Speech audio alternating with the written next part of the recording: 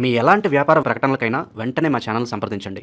అందరికి నమస్కారం, నేను శిరీష. ప్రస్తుతం మనతో పాటు ఉన్నారు ప్రముఖ ఆధ్యాత్మికవేత్త, జ్యోతిష పండితులు, వేదిక ఆస్ట్రాలజర్ అవినాష్ దాస్ గారు. గురుగారితో మాట్లాడదాం. నమస్కారం గురుగారు.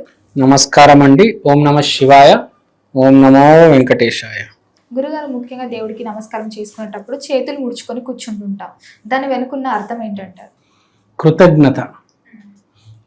మామూలుగా చాలా మంది నేను చూశాను, యూట్యూబ్లో చూస్తారు వీడియో.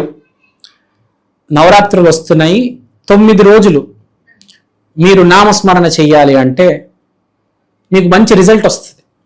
ఆ రిజల్ట్ కోసం చేస్తారు. పొద్దున 6 గంటలకు లేస్తారు, స్నానం చేసి ఫ్రెష్ అయ్యి కూర్చుంటారు, ఒక అరగంట పూజ చేస్తారు. కానీ మధ్యలో ఏవో ఆలోచనలు వచ్చేస్తాయి వాళ్ళకు.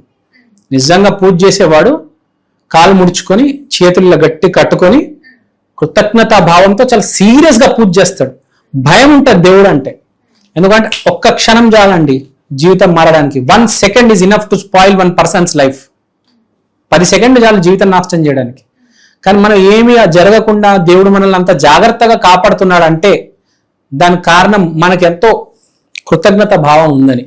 సో ఎప్పుడైనా పూజ చేసేటప్పుడు కృతజ్ఞత భావం ఉండాలి మనిషికి. ఇప్పుడు ఏమైనా జరగచ్చండి ఈ రోజుల్లో. 1 డేలో ఏదైనా జరగచ్చు. అన్ని బాగున్నాయి, అన్ని సవ్యంగా జరుగుతున్నాయి అంటే నిజంగా గ్రాటిట్యూడ్ ఉండాలి దేవుడికి.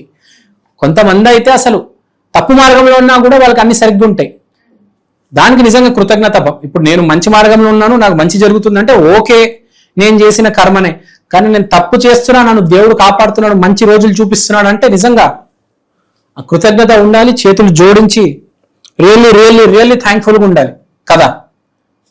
Very important, very very important. ప్రతి మనిషి కృతజ్ఞత ఉండాలి. అది లేకపోతే అయిపోయింది.